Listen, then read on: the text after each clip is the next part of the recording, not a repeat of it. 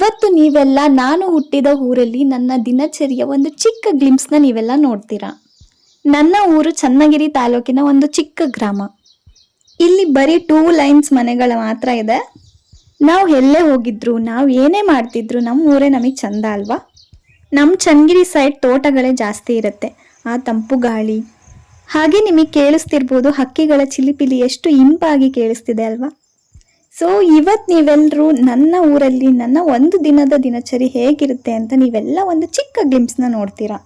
ಇವತ್ತು ಅಷ್ಟಾಗಿ ಬಿಸಿಲಿರಲಿಲ್ಲ, ಸ್ವಲ್ಪ ತಂಪಾದ ವಾತಾವರಣನೇ ಇತ್ತು. ಮತ್ತೆ ಮಳೆ ಬರುತ್ತೆ ಅನ್ನೋ ಯಾವ ಸೂಚನೆನೂ ಕಾಣಿಸ್ಲಿಲ್ಲ. ಸೊ ಹಾಗಾಗಿ ನಾವೆಲ್ಲ ಒಂದು ಡಿಸೈಡ್ ಮಾಡಿದ್ವಿ, ತಿಂಡಿ ತಿಂದು ಬೇಗ ಮಾವಿನಕಾಯಿ ಕಿತ್ಕೊಂಬರೋಣ ಅಂತ ಡಿಸೈಡ್ ಮಾಡಿದ್ವಿ. ಸೊ ಬೆಳಗಿನ ತಿಂಡಿ ಚಪಾತಿ ಮತ್ತು ತರಕಾರಿ ಪಲ್ಯ. ಹಾಗೆ ನನ್ನ ತಮ್ಮ ಅಂಗ್ರೇಜಿ ಮೂವಿ ನೋಡ್ತಾ ಇದ್ದ. ನಾನು ಅದನ್ನೇ ನೋಡ್ತಾ ಪಕ್ಕದಲ್ಲಿ ನೋಡಿದರೆ ಅವನ ತಟ್ಟೆಯಲ್ಲಿ ಮಾತ್ರ ಸೀಕರಣೆ ಇತ್ತು. ನನಗೆ ಮಾತ್ರ ಕೊಟ್ಟೆ ಇಲ್ಲ, ಎಲ್ಲ ಅವನೇ ಹಾಕೊಂಡು ಖಾಲಿ ಮಾಡಿಬಿಟ್ಟಿದ್ದ. ಅದನ್ನೇ ಅವನಿಗೆ ಹೇಳ್ತಾ ನಾನು ಚಪಾತಿ ಪಲ್ಯ ತಿಂದು ರೆಡಿ ಆದ್ವಿ. ಅಮ್ಮ ಅಪ್ಪ ಮೊದಲೇ ಹೊರಟಿದ್ರು, ನಾನು ನನ್ನ ತಮ್ಮ ಇವಾಗ ಹೋಗೋಣ ಅಂತ ರೆಡಿ ಆಗ್ತಾ ಇದ್ವಿ. ಹಾಗೆ ಅಮ್ಮ ಮಾವಿನಕಾಯಿ ಉಪ್ಪಿನಕಾಯಿಗೆ ಅಂತ ಹೇಳಿಬಿಟ್ಟು ಮಾವಿನಕಾಯಿನ ಹೆಚ್ಚಿ ಒಣಗೋಕೆ ಹಾಕಿದ್ರು. ನಮ್ಮಮ್ಮ ಉಪ್ಪಿನಕಾಯಿ ತುಂಬ ಚೆನ್ನಾಗಿ ಹಾಕ್ತಾರೆ. ಯಾರಿಗೆಲ್ಲ ಉಪ್ಪಿನಕಾಯಿ ರೆಸಿಪಿ ಬೇಕು ಕಮೆಂಟ್ ಡೌನಲ್ಲಿ ಕಮೆಂಟ್ ಮಾಡಿ, ನಾನು ಅಂತ ರೆಸಿಪಿನ ತಿಳಿಸ್ತೀನಿ. ಮಾವಿನಕಾಯಿ ಕೀಳೋದಕ್ಕೆ ಎಕ್ಸೈಟ್ಮೆಂಟಲ್ಲಿ ನಾನು ನನ್ನ ತಮ್ಮ ಹೊರಟ್ವಿ.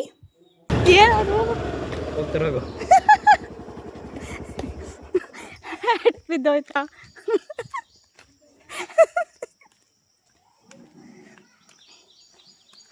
ಅಯ್ಯೋ, ಊರಿಂದ ನಮ್ಮ ತೋಟ ವಾಕೆಬಲ್ ಇದೆ, 1 ಕಿಲೋಮೀಟರ್ ಆಗ್ಬೋದು ಅಷ್ಟೆ. ಮಳೆ ಬಂದಿದ್ರಿಂದ ಸ್ವಲ್ಪ ಕೆಸರಿತ್ತು. ತುಂಬಾ ಜೋರಾಗಿ ಏನಾದರೂ ಮಳೆ ಬಂದ್ರೆ ಕಾಲಿಡೋಕ್ಕೂ ಜಾಗ ಇರಲ್ಲ, ಅಷ್ಟು ಕೆಸರಾಗಿರುತ್ತೆ. ಅಕ್ಕಪಕ್ಕ ತೋಟ ಇರುತ್ತೆ, ಮಧ್ಯ ರೋಡ್ ಇರುತ್ತೆ. ಸ್ಕೂಟಿಲಿ ಹೋಗ್ತಾ ಇದ್ರೆ ತಂಪು ಗಾಳಿ ಬೀಸುತ್ತೆ, ತುಂಬಾ ಖುಷಿ ಆಗುತ್ತೆ. ಚಂದನ್ ಬೀಳ್ಸಿದ್ದು ಇಷ್ಟು ದಿನ ಮನೇಲೇ ಇದ್ದಾಗ ತುಂಬಾ ಸೆಕೆ ಆಗ್ತಾ ಇತ್ತು. ಈ ಬಿಸಿಲು ಬೇಗ ತಡ್ಕೊಳಕ್ ಆಗ್ತಾ ಇರ್ಲಿಲ್ಲ. ಅಂತದ್ರಲ್ಲಿ ಈ ವಾತಾವರಣಕ್ಕೆ ಬಂದಾಗ ಹಾಯ್ ಅನ್ಸ್ತಾ ಇತ್ತು. ಇಲ್ಲೆಲ್ಲ ಮಾವಿನ ಗಿಡಗಳಿದ್ವು. ನಿಲ್ಸೋ, ನನ್ನನ್ನು ಯಾಕೆ ಕರ್ಕೊಂಡು ಹೋಗ್ಲಿಲ್ಲ ಇವನು? ನಾನು ಎಲ್ಲಿಂದ ಹೋಗ್ಲಿ, ಇಲ್ಲೆಲ್ಲ ಕೆಸರಿದೆ. ಅಪ್ಪ, ಹುಳಗಳೇ ಇದ್ರೆ ಸೈಡಿಗೆ ಹೋಗಿ ಪ್ಲೀಸ್. ಬಂದ ತಕ್ಷಣ ಒಂದು ಹುಳ ಕಚ್ಬಿಡ್ತು. ಈ 2.5 ಎಕರೆ ಪೂರ್ತಿ ಮಾವಿನ ಗಿಡಗಳೇ ಇದ್ವು. ಅದನ್ನೆಲ್ಲ ತೆಗೆದ್ಬಿಟ್ಟು ಇವಾಗ ತೋಟ ಮಾಡಿರೋದು. ಈಗ ಒಂದೇ ಒಂದು ಮಾವಿನ ಮರ ಉಳ್ಕೊಂಡಿದೆ.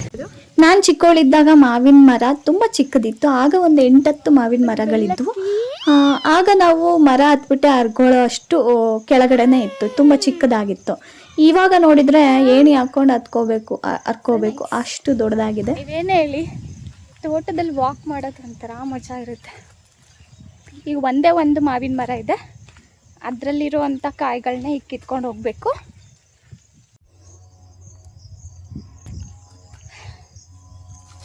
ಪರಂಗಿಕಾಯಿ ಬಳ್ಳಿ ಆಲ್ರೆಡಿ 2 ಪರಂಗಿಕಾಯಿ ಹರ್ಕೊಂಬಂದಿದ್ದಾರೆ.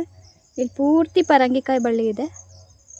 ನೋಡ್ತಿರ್ಬೋದು ಎಷ್ಟು ಅಗಲಕ್ಕೆ ಪರಂಗಿಕಾಯಿ ಬಳ್ಳಿ ಹಬ್ಕೊಂಡಿದೆ ಅಂತ. ಇದು ಒಂದೇ ಬಳ್ಳಿದು. ಹಾಗೆ ಪಪ್ಪಾಯ ಮರಗಳಿದೆ. ಪಪ್ಪಾಯ ಎಷ್ಟೊಂದು ಪಪ್ಪಾಯ ಬಿಟ್ಟಿದೆ. ಅಲ್ಲೂ ಪಪ್ಪಾಯ ಮರ ಇದೆ. ಸೊ ಇಷ್ಟು ದೊಡ್ಡ 2 ರೀತಿಯ ಪಪ್ಪಾಯ ಇದೆಲ್ಲ ಇದೆ. 2 ಬೇರೆ ಬೇರೆ ಟೇಸ್ಟ್ ಇದೆ. ಇದೇ ನಮ್ಮ ಮಾವಿನ ಮರ, ಒಂದೇ ಒಂದು ಸಿಂಗಲ್ ಮರ ಇದೆ. ತುಂಬ ಚಿಕ್ಕದಿದ್ದು ಮರ ಎಷ್ಟು ದೊಡ್ಡದಾಗಿದೆ ಅಂದರೆ ಕೈಗೆ ಸಿಗಲ್ಲ ಮಾವಿನ ಹಣ್ಣುಗಳು. ಏಣಿ ಬೇಕೇ ಬೇಕು. ನೋಡಿ, ಚೀಲದಲ್ಲಿ 1 ಚೀಲ ಆಲ್ರೆಡಿ ತೊಗೊಂಡು ಹೋಗ್ತಾ ಇದ್ರು. ಮಾವಿನ ಹಣ್ಣುಗಳೆಲ್ಲ ಕೆಳಗಡೆ ಹಾಗೆ ಉದುರು ಬಿಟ್ಟಿದ್ದು. ಕೆಲವೊಂದಿಷ್ಟು ಗಿಣಿಗಳು, ಹಕ್ಕಿಗಳು, ಬೇರೆ ಬೇರೆ ಥರದ ಹಕ್ಕಿಗಳೆಲ್ಲ ತಿಂದು ಬಿಸಾಕಿದ್ವು. ಇದೇ ನೋಡಿ ಏಣಿ, ಪಾಪ ನಮ್ಮಪ್ಪ ಮನೆಯಿಂದ ತೊಗೊಂಡು ಬಂದಿದ್ರು.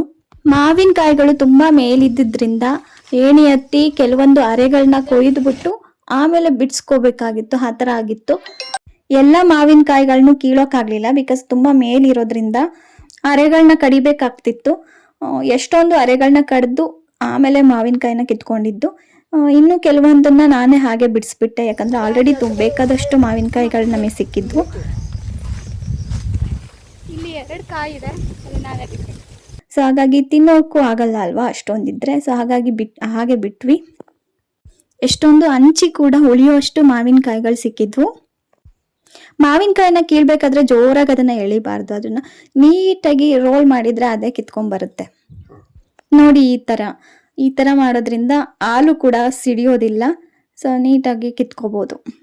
ಮಾವಿನಕಾಯಿನ ಜೋರಾಗಿ ಏನಾದ್ರು ಎಳೆದ್ರೆ ಅದೇನಾದ್ರೂ ಮುಖದಲ್ಲಿ ಸಿಡಿದ್ರೆ ಹಾಲು ಮುಖದಲ್ಲಿ ಕಲೆಗಳಾಗುತ್ತೆ. ಸೊ ಅದಕ್ಕೆ ಮಾವಿನಕಾಯಿ ಕೀಳ್ತಾ ಯಾವಾಗ್ಲೂ ಹುಷಾರಾಗಿ ಕಿತ್ಕೋಬೇಕು. ಸಾಕಷ್ಟು ಮಾವಿನಕಾಯಿನ ಕಿತ್ತ ಮೇಲೆ ಎಲ್ಲದನ್ನು ಒಂದೊಂದು ಚೀಲಕ್ಕೆ ತುಂಬಿಸ್ಕೊಂಡು ಸ್ಕೂಟಿಲಿ ತಗೊಂಡು ಮನೆಗೆ ಹೋಗಿ ಹಾಕೊಂಡಿದ್ದು. ಈ ಬಾರಿ ಆಲಿಕಲ್ ಬಿದ್ದಿದ್ರಿಂದ ಸ್ವಲ್ಪ ಕೆಟ್ಟೋಗಿದ್ವು ಕೂಡ. ಈ ಮಾವಿನ ಹಣ್ಣುಗಳು ಬಂದ್ಬಿಟ್ಟು ಇದು ಕಸಿ ಮಾವಿನ ಹಣ್ಣು. ಈ ಹಣ್ಣು ಕಲರ್ ಬರೋದಿಲ್ಲ, ಯೆಲ್ಲೋ ಕಲರ್ ಆ ಥರ ಎಲ್ಲ ಆಗೋದಿಲ್ಲ, ಆರೆಂಜ್ ಕಲರ್ ಆ ಥರ ಎಲ್ಲ ಆಗೋದಿಲ್ಲ. ಸ್ವಲ್ಪ ಕಲರ್ ರೆಡ್ ಕಲರ್ ಚೂರು ಬಂದಿರುತ್ತೆ ಮತ್ತು ಮೆತ್ತಗಾಗಿರುತ್ತೆ. ಆವಾಗ ನಾವು ತಿನ್ನಬೇಕು, ಗಟ್ಟಿ ಇದ್ದಾಗ ತಿನ್ನಬಾರ್ದು, ಅದು ಕಾಯಿರುತ್ತೆ. ಎಲ್ಲ ಕೆಲಸ ಮುಗಿದ್ಮೇಲೆ ಸುಮ್ಮನೆ ಗಾಡಿ ಓಡಿಸೋಣ, ಈ ರೋಡಲ್ಲಿ ಗಾಡಿ ಓಡಿಸೋಣ ಅಂತ ಟ್ರೈ ಮಾಡ್ತಾ ಇದ್ದೆ. ಗಾಡಿನ ಸ್ಟಾರ್ಟ್ ಮಾಡ್ಕೊಂಡು ತುಂಬ ಕಾನ್ಫಿಡೆಂಟಲ್ಲಿ ಇದ್ದೆ, ಈ ಮಣ್ಣಲ್ಲಿ ನಾನು ಗಾಡಿ ಓಡಿಸ್ತೀನಿ ಅಂತ. ಬಟ್ ಏನಂದರೆ ಆ ಮಣ್ಣು ಹಸಿ ಇದ್ದಿದ್ದರಿಂದ ಮಣ್ಣು ಎಳಿತಾ ಇತ್ತು ಗಾಡಿನ. ಸೊ ಹಾಗಾಗಿ ಅಲ್ಲಲ್ಲೇ ಒಂದೊಂದು ಕಡೆ ಸಿಕ್ಕಾಕೊಳ್ತಾ ಇತ್ತು.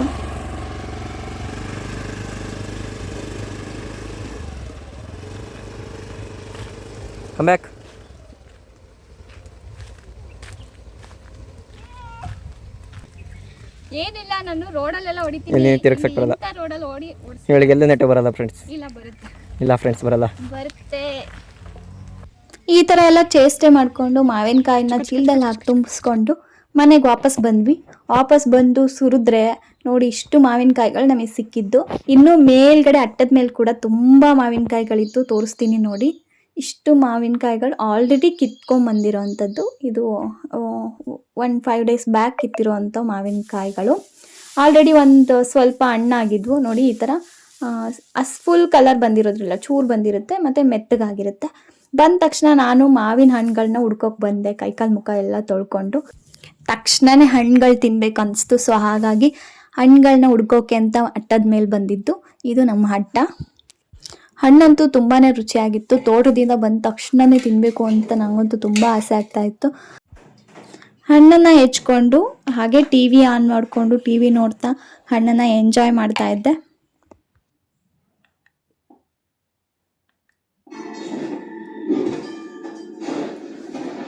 ನಾನಿಲ್ಲಿ ವಿಶಸ್ ಕುಡ್ ಕಿಲ್ ಸೀರೀಸ್ನ ನೋಡ್ತಾ ಇದ್ದೆ. ಈ ಸೀರೀಸ್ ಅಂತೂ ನಿಜವಾಗ್ಲೂ ತುಂಬಾ ಚೆನ್ನಾಗಿತ್ತು. ನಂತರ ನಾನು ಸ್ನಾನ ಮಾಡಿ ಪೂಜೆ ಮಾಡಿ ದೇವಸ್ಥಾನಕ್ಕೆ ಹೋಗ್ಬಿಟ್ಟು ಬಂದು ಊಟ ಮುಗಿಸಿ ಈವ್ನಿಂಗ್ ಟೈಮ್ ಸ್ಕೂಟಿ ರೈಡ್ ಮಾಡೋಣ ಅಂತ ನಾನು ನನ್ನ ತಮ್ಮ ಹೊರಟ್ವಿ. ನಾನು ಸ್ಕೂಟಿ ಇನ್ನೂ ಪೂರ್ತಿಯಾಗಿ ಕಲ್ತಿಲ್ಲ, ರೋಡ್ ಖಾಲಿ ಇದ್ರೆ ಮಾತ್ರ ನೀಟಾಗಿ ಓಡಿಸ್ತೀನಿ. ಇಲ್ಲಿ ಬರೋದು ರೇರ್ ಇರೋದ್ರಿಂದ ಬಂದಾಗಲೇ ನಾನು ಸ್ಕೂಟಿನ ಕಲಿಯೋ ಪ್ರಯತ್ನ ಮಾಡ್ತಾ ಇದ್ದೀನಿ. ಲಾಸ್ಟ್ 2 months ಬ್ಯಾಕ್ ಕಲ್ತಿದ್ದು, ಮತ್ತು ಇವತ್ತೇ ಓಡಿಸ್ತಾ ಇರೋದು. ಪರವಾಗಿಲ್ಲ, ಚೆನ್ನಾಗೇ ನೆನ್ಪಿಟ್ಕೊಂಡು ಓಡಿಸ್ತಾ ಇದ್ದೆ. ನೈಟ್ ಊಟಕ್ಕೆ ಅಮ್ಮ ಪರಂಗಿಕಾಯಿ ಬೇಯಿಸಿಟ್ಟಿದ್ರು. ನಮ್ಮದೇ ತೋಟದ ಪರಂಗಿಕಾಯಿ ತೋರಿಸಿದ್ನಲ್ಲ ನಾನು, ಅದೇ ಬಳ್ಳಿಯಿಂದ ಕಿತ್ಕೊಂಡ್ಬಂದಿದ್ದು. ನೋಡಿದ್ರಲ್ಲ ನಮ್ಮ ಊರಲ್ಲಿ ನನ್ನ ಒಂದು ದಿನಚರಿ ಹೇಗಿರುತ್ತೆ ಅಂತ. ನನ್ನ ವಿಡಿಯೋಸ್ ನಿಮ್ಗೇನಾದರೂ ಇಷ್ಟ ಆಗಿದ್ದರೆ ಲೈಕ್ ಮಾಡಿ, ಸಬ್ಸ್ಕ್ರೈಬ್ ಮಾಡಿ, ಹಾಗೆ ಬೆಲ್ ಐಕನ್ನ ಒತ್ತಿ.